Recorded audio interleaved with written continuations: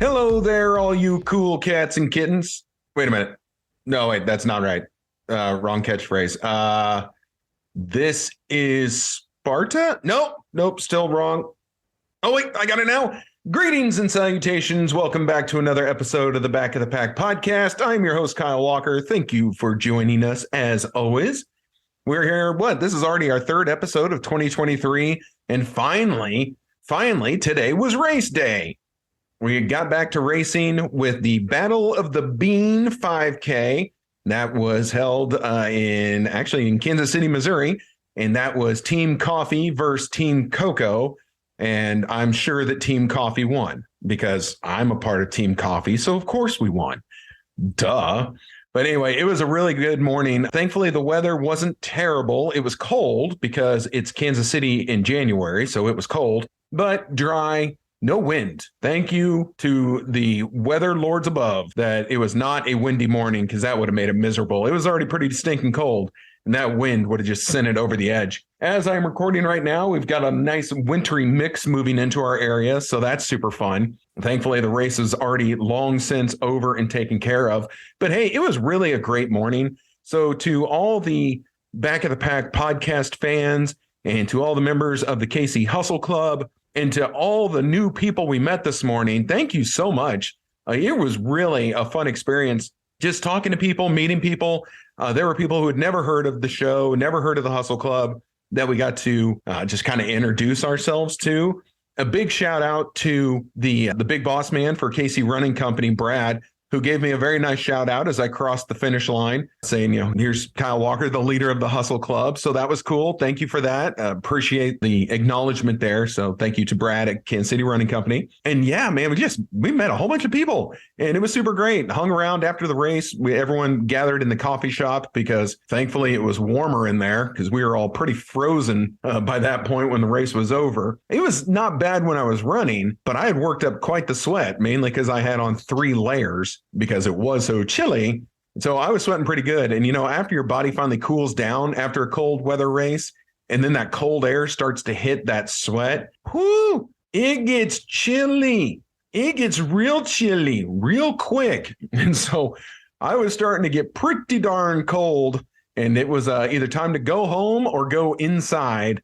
And thankfully, we went inside for a nice cup of coffee. But another big shout out to the KC Hustle Club ambassadors who came out. Sarah was at the race. William was at the race. Amanda was at the race. Alex was at the race. And then we met some new people. We had Chris out there. Chris, 2 Chris's were out there. I'd say, Terry was out there. And I know I'm probably missing people, but it was really great seeing folks again and being back on the race scene because it had been almost a month since our last race, if you can believe that. Right? Yeah, no. Okay, 3 weeks. I don't want to overestimate or underestimate or whichever estimate. So anyway, I'll quit harping on that. So next week is the Groundhog Run. I'm actually not going to be at that, but I know that's the biggest race in the area next weekend is the Groundhog Run that takes place in the caves up in North Kansas City. So if you're doing the Groundhog Run, the 5K or the 10K or the tunnel to tunnel, which is you run both the races, one after the other. If you're doing that race, good luck. I hope you guys run well. Be careful in those caves. I've done that race several times. And when you go from outside where it's cold and you're kind of used to running in the cold right now, and you get in the back of those caves still stay 60, 70 degrees all year round. And then you got to also remember, those are industrial caves.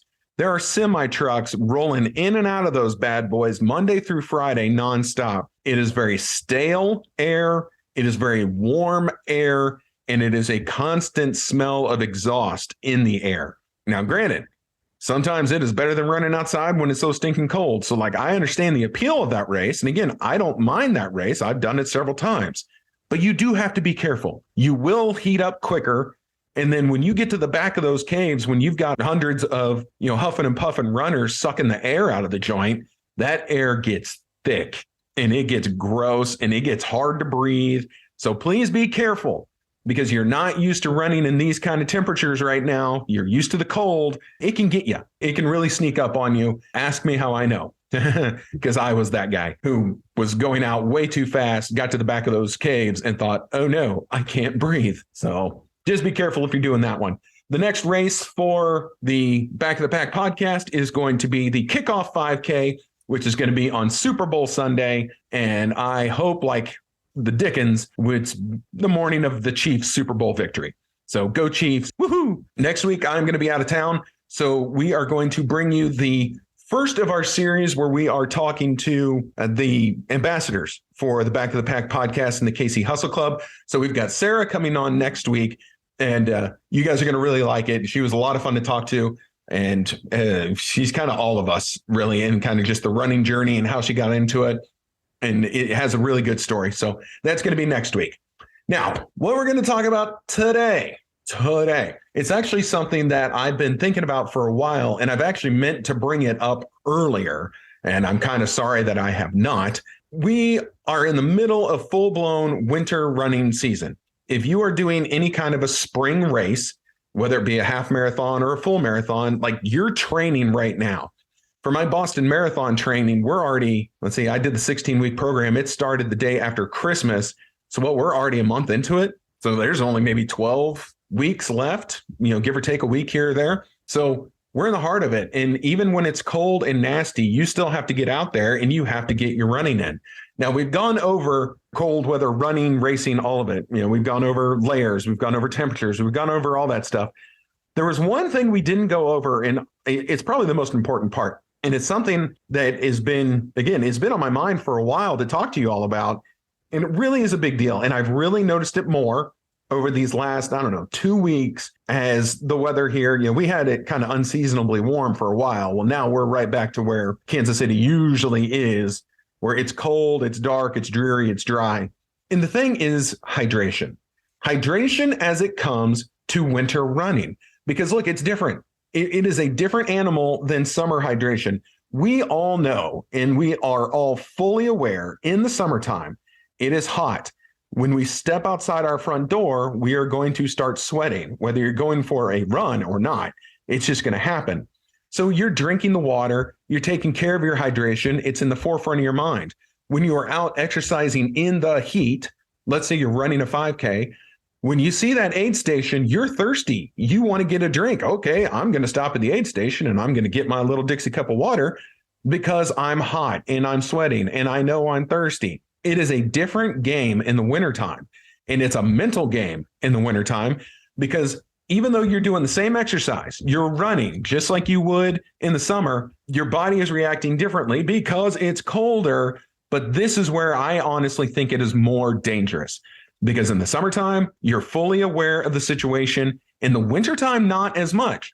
And so I went to find, information to back up my claims. And I was thrilled to find that I'm correct on this. So here's an article by a writer named Allison Bell. And it says, are you more dehydrated in the winter? ? Here's what she says. Feeling irritable, foggy-headed, or fatigued? In the colder, darker months, you might chalk these feelings up to a mild case of seasonal affective disorder, which we all usually get in the fall. But the real culprit might be something that's much easier to fix. Winter dehydration. Yes, even when the temperature drops, you still need to ensure you're drinking enough water throughout the day.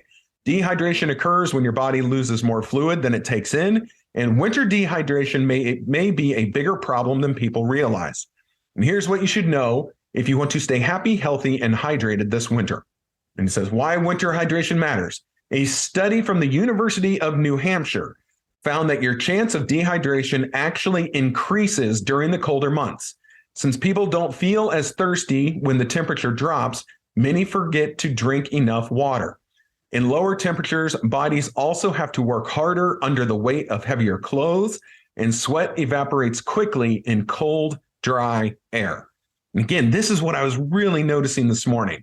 Okay, I was running in 3 layers. I know my body was working harder. My time this morning at the race would indicate that, as I was about 2.5 minutes off of where I would normally like to be.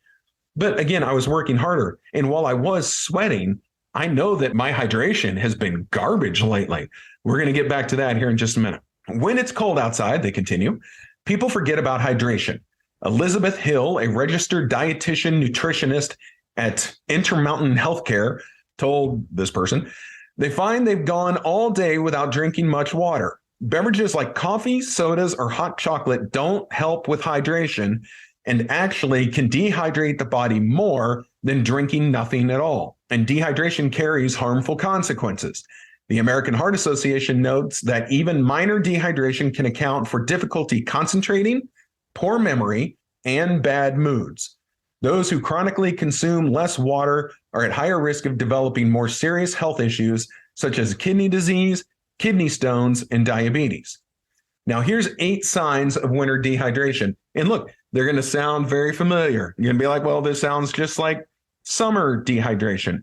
Yes, but if dehydration is not what's on your mind, especially in the wintertime, you're going to see these signs and you're more likely to ignore them. So dehydration may manifest itself differently from person to person, but recognizing the symptoms will help alert you to when your body needs more water. The symptoms of dehydration in adults include, well, this one's going to shock you. Are you ready? Thirst. Naturally, if you're thirsty, your body is telling you that it needs water. However, thirst isn't always an indicator of dehydration. Many people can be dehydrated without being thirsty. Dark colored urine. If your urine is dark yellow or amber colored, that's a good indication that you're not drinking enough. Aim for a light yellow, close to clear color. And then it says, note, consistently clear urine may indicate you're drinking too much water, which can rob your body of electrolytes.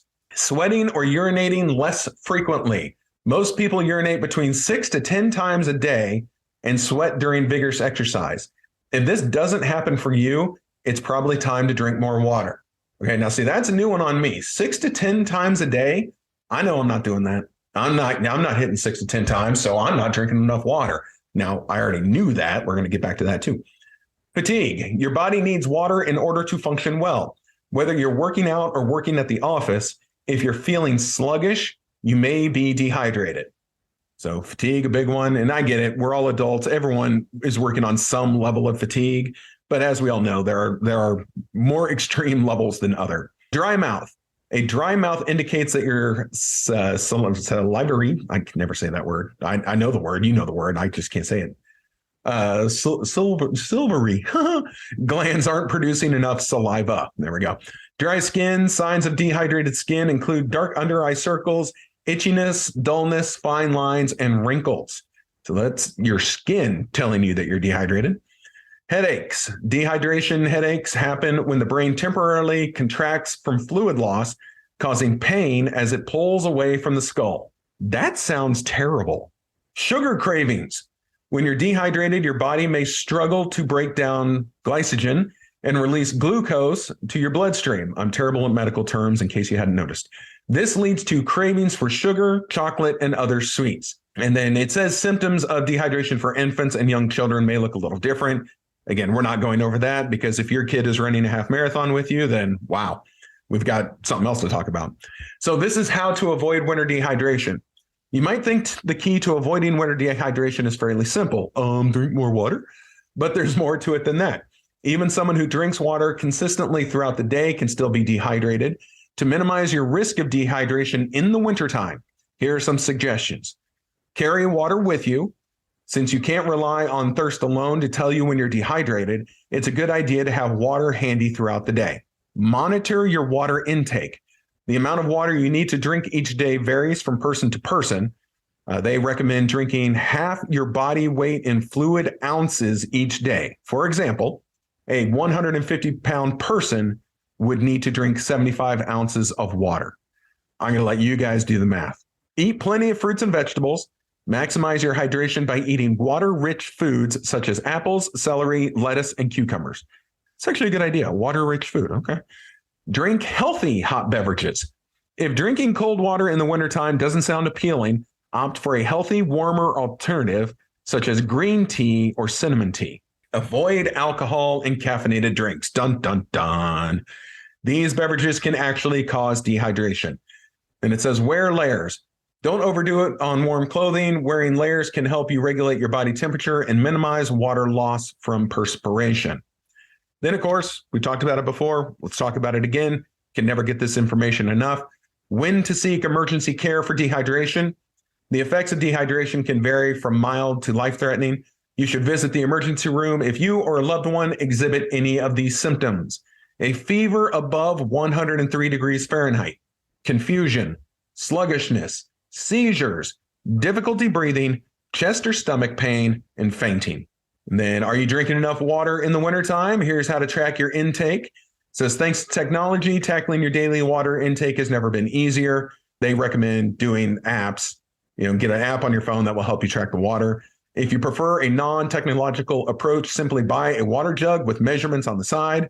Just remember to refill it so you can reach your recommended daily intake.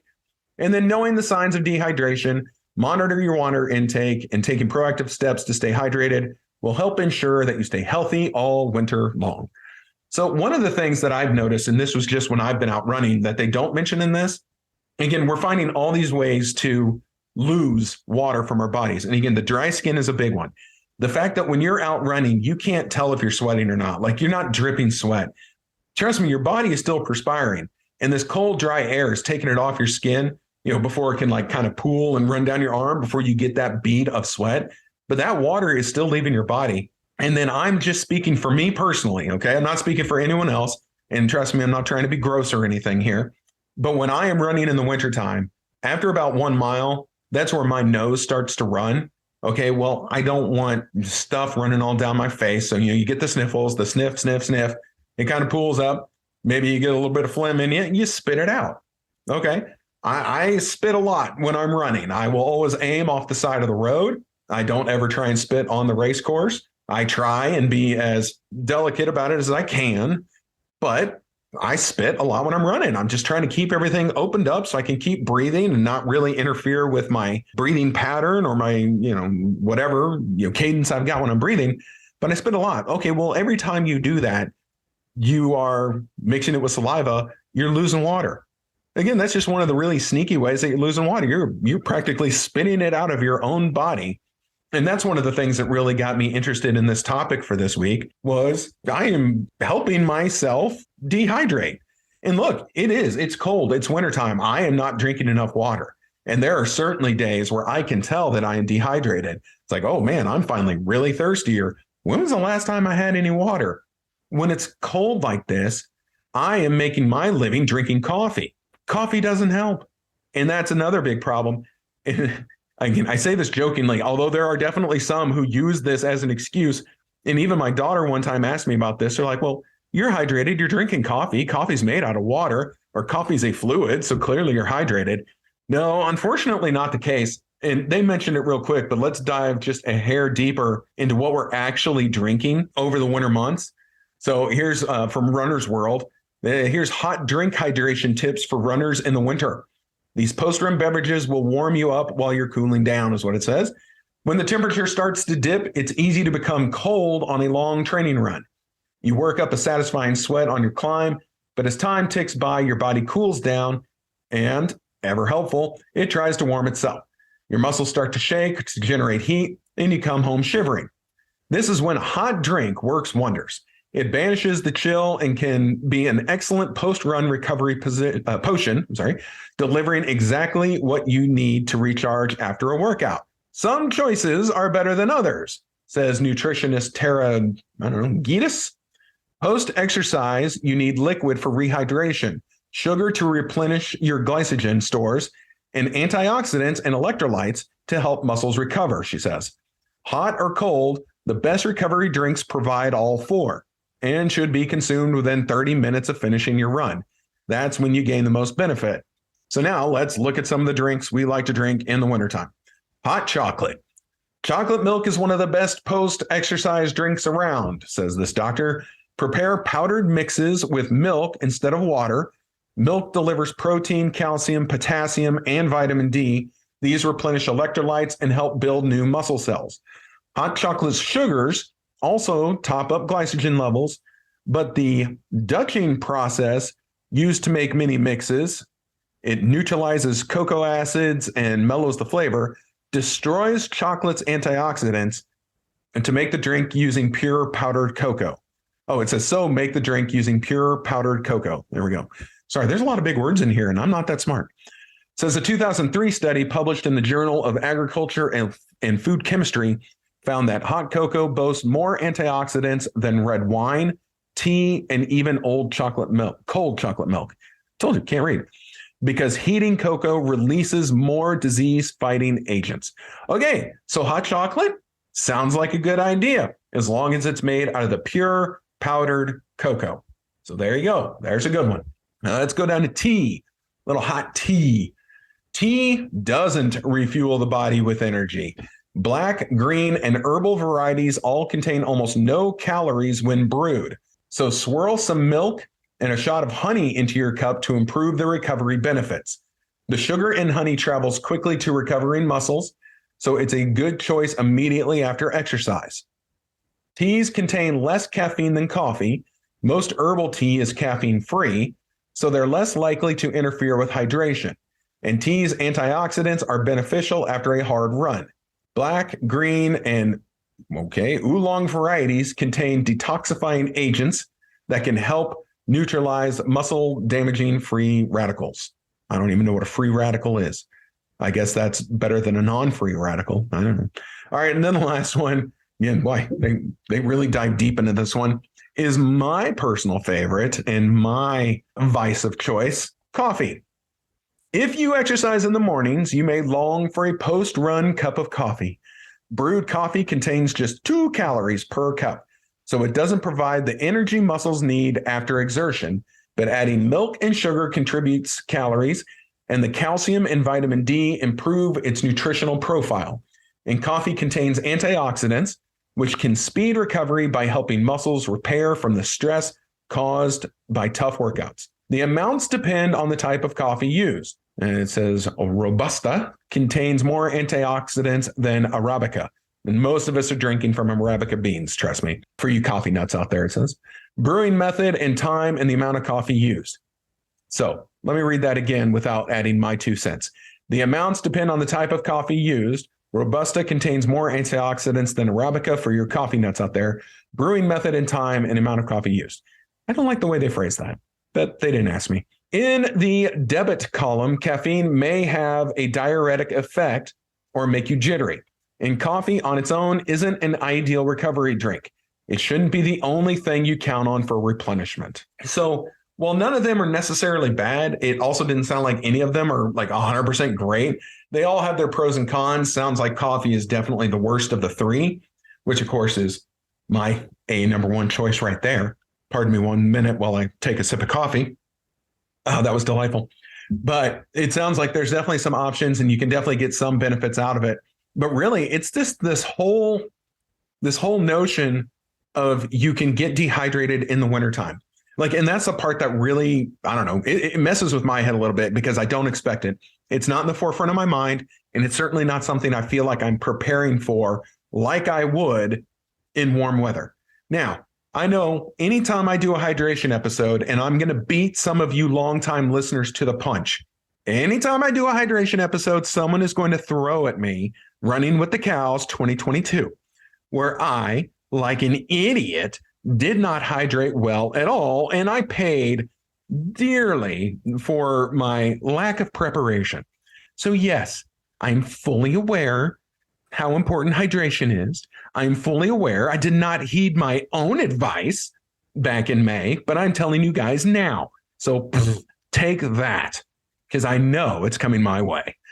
But anyway, I hope you guys found that helpful. And get just a little more information to try and get us through this, I don't know, second half of winter, maybe. I don't know. I'd love to think we're halfway done. Hopefully we're getting closer to warmer days. Maybe there's, more cold days behind us than there is in front of us. Here's hoping. So that's where we're at right now. Just be really careful. Make sure you're drinking your water, even if you don't want to. Have some Gatorade. I know cold drinks sometimes don't sound great. We just want something warm that brings a little bit of peace, a little bit of tummy warmth so that we're not feeling so dang cold all the time. I get it. Just be really careful, and then be careful on what you're using after a run to kind of refuel yourself. And yeah, after Battle of the Bean, we went to the coffee shop. Guess what I had? Coffee. Yeah. I share this stuff definitely because I'm not perfect. And I probably should have read all this before I went out for coffee this morning, but it was lovely. That's going to do it for this episode. I hope you guys enjoyed. I hope you are getting back out and getting ready for some races. Again, not going to be at the Groundhog Run, but will be at the Kickoff 5K. So I hope to see everyone out there. Loved seeing everyone this morning at Battle of the Bean. I really can't stress that enough. The Back of the Pack podcast and the KC Hustle Club, all this stuff is growing and doing really well. And it's because you guys are awesome. So I appreciate it.